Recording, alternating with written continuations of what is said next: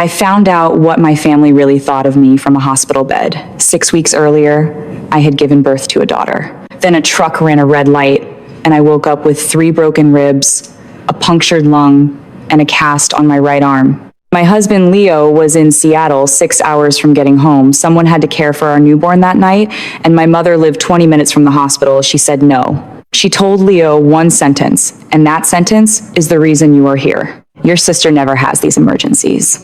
Leo repeated the words to me over the phone. His voice cracked. My mother was simply too busy. My sister Kelsey needed the car for a spa weekend, and the cat had anxiety. The line went dead. I gripped the plastic rails of the bed until my knuckles turned white.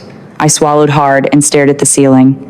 The heavy, exhausting fog of being this family's endless fixer vanished. My chest burned with every breath, but my mind turned to pure ice. I am 33 years old, and for a decade, I believed I was the load-bearing wall of a struggling household. I work as a high school counselor. I spend my days de-escalating teenage meltdowns and managing aggressive parents. I thought I knew how to handle bullies.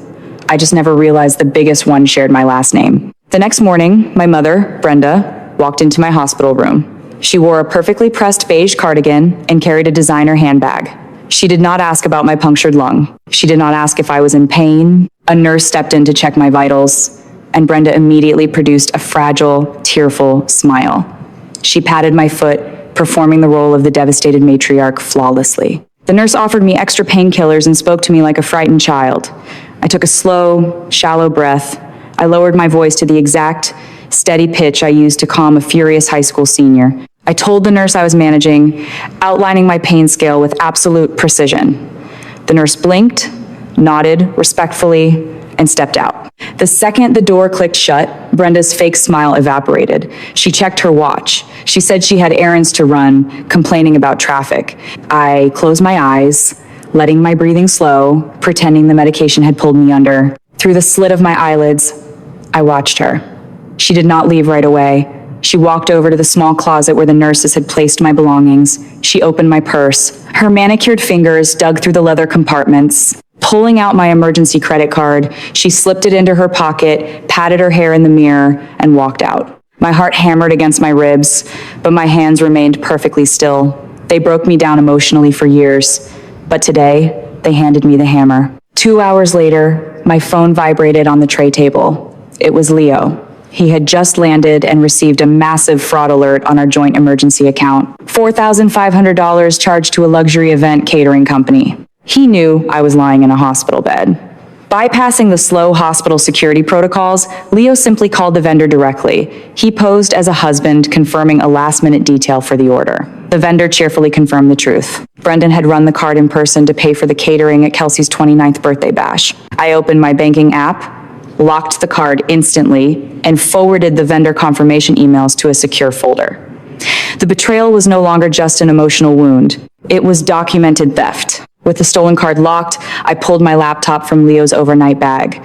The physical pain in my chest was blinding, but my focus narrowed to a laser point. For years, I had funneled money into a legacy joint account. It was established when I was a teenager, and Brenda convinced me to keep it active to help pay my late grandfather's lingering medical debts and the taxes on the family home. I believed my sacrifices were keeping a roof over their heads. I navigated to the bank's login portal. My usual password failed. Brenda had changed it to lock me out. But she was a creature of toxic habit. She considered herself the center of the universe. I clicked the password recovery link. The security questions appeared on the screen. Mother's maiden name, name of your first pet. I typed the answers. 3 keystrokes later, the digital vault opened. One glance at the screen completely dismantled my reality. There were no medical payments. There were no property tax disbursements. Instead, the transaction history revealed a perfectly organized river of theft. Brenda had set up structured transfers. Exactly $9,000 moved every few weeks. She kept the amount just under the $10,000 federal reporting limit to dodge anti-money laundering flags from the IRS. I followed the money. The transfers funneled directly into a limited liability company registered to my sister Kelsey. My money funded her entire luxury lifestyle influencer aesthetic. The designer clothes, the leased cars, the tropical vacations. Brenda had been bleeding my future to buy Kelsey's affection. I highlighted the total stolen over the last 9 years. $800,000. I stared at that massive, grotesque number. I pressed my palm against my cast. My family did not just abandon my newborn for a cat. They had financed their delusion with my life's labor. I picked up my phone and dialed Uncle Arthur. Arthur is my late grandfather's fiercely loyal brother, a retired mechanic who never bought into Brenda's dramatic performances. He answered on the second ring. I told him everything: the hospital, the stolen card, the $800,000. Arthur's voice was like gravel scraping over concrete. He told me a secret he had guarded for a decade. Brenda did not own the family home. My grandfather knew she was reckless with money. He had placed the deed into a trust, naming Arthur as the sole executor. Brenda merely held a conditional life estate. She had the right to live there, but only under the strict legal condition that she committed no financial crimes against the estate or the family. By stealing from me, she had triggered her own ruin.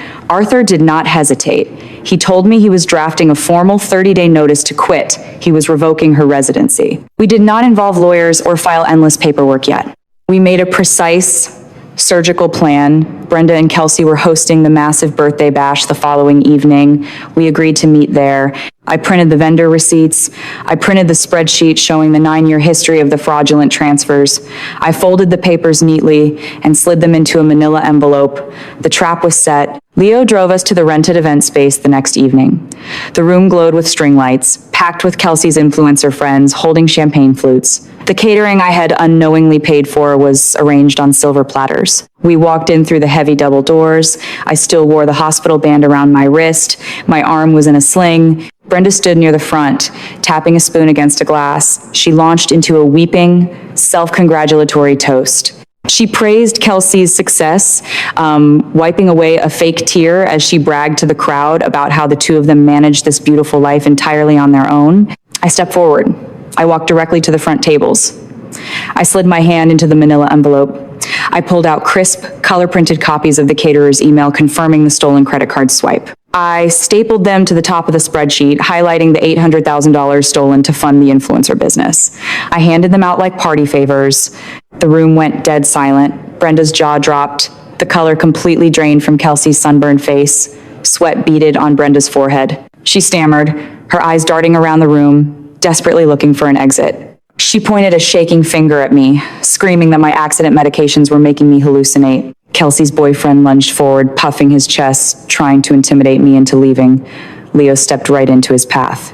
Leo planted his feet, shoulder to shoulder with Arthur. Leo's voice was terrifyingly calm. He warned the boy to take one more step, promising the police would be called for physical assault, not just felony fraud. The boy immediately backed down, raising his hands and shrinking into the crowd. I looked Brenda dead in the eyes. I announced clearly that the family ATM was permanently closed, and Kelsey had exactly 24 hours to pay for her own cake. Arthur stepped past me. He dropped the formal 30-day eviction notice directly onto Brenda's dessert plate. Leo wrapped his arm around my good shoulder, and we walked out the doors. The fallout was swift, but Brenda could not accept defeat.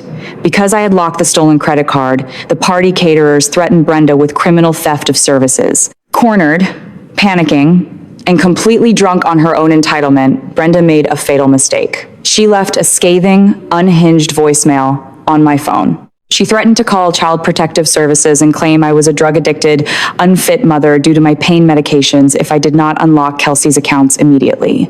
2 hours later, a social worker knocked on my door. Brenda had actually made the anonymous call, weaponizing the state against my newborn. But Brenda forgot who I was.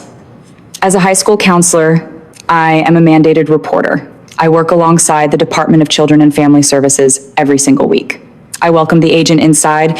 I showed her the nursery. Then I handed the agent my phone and played Brenda's voicemail. The extortion was undeniable. I formally reported the fraud to my bank, which immediately triggered an anti-money laundering freeze on Kelsey's merchant accounts. Her cash flow dropped to zero in an instant. I handed the voicemail evidence over to the police liaison. Brenda was arrested for felony blackmail. Her attempt to weaponize the system legally guaranteed her own destruction. Kelsey was broke, Brenda faced prison and eviction, and I locked the door to my house, finally safe. The judge eventually sentenced Brenda to 6 years in state prison with eligibility for parole after 4 years. The court also ordered restitution of $142,000, liquidating Kelsey's remaining assets to pay it. The community reaction was swift.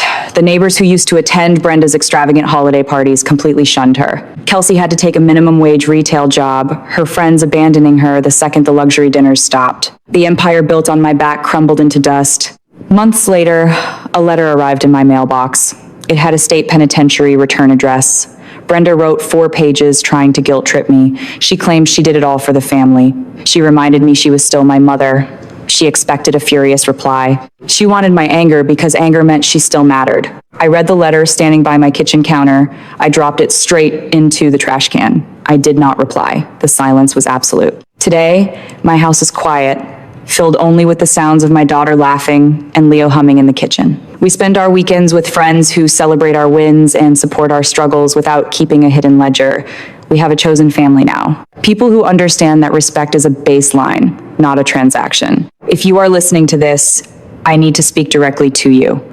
You do not survive a toxic family by hoping they will eventually love you. You survive by realizing their love was never the currency you needed in the first place. My mother was not just a thief. She was a narcissist who bought the illusion of success with her own daughter's blood. Kelsey was the golden child because she reflected Brenda's vanity. I was the workhorse because my competence threatened her. I spent my entire youth mistaking being needed for being loved. I made those massive financial sacrifices because it was easier to pay the bill than to accept the agonizing grief of realizing I never really had a mother. I learned 3 rules the hard way, and I want you to write them down. Rule number 1, the myth of the strong one. People do not praise your resilience because they admire your spirit. They praise it because it means they never have to carry their own weight. When you are the strong one, your suffering is treated as an inconvenience, not a crisis. They will watch you drown and complain that you are splashing too much water on their boat. Rule number 2, boundaries without consequences are merely suggestions. You cannot negotiate with entitlement. Explaining your pain to a manipulator only gives them a roadmap to your triggers. True boundaries are silent.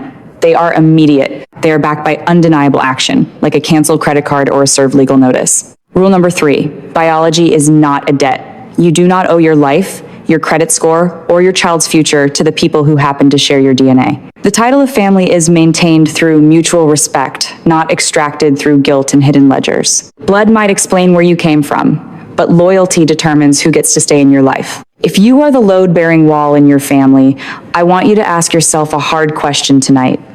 If you crumbled tomorrow, would they help you rebuild, or would they just complain about the dust? You are allowed to walk away from people who hurt you.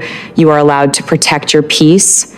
Drop a comment if you have ever had to legally resign from your own family. Share this story with the person in your life who needs permission to stop funding their own abuse. And please subscribe, because peace is incredibly expensive, but freedom is priceless. I am Valerie, and I am finally free.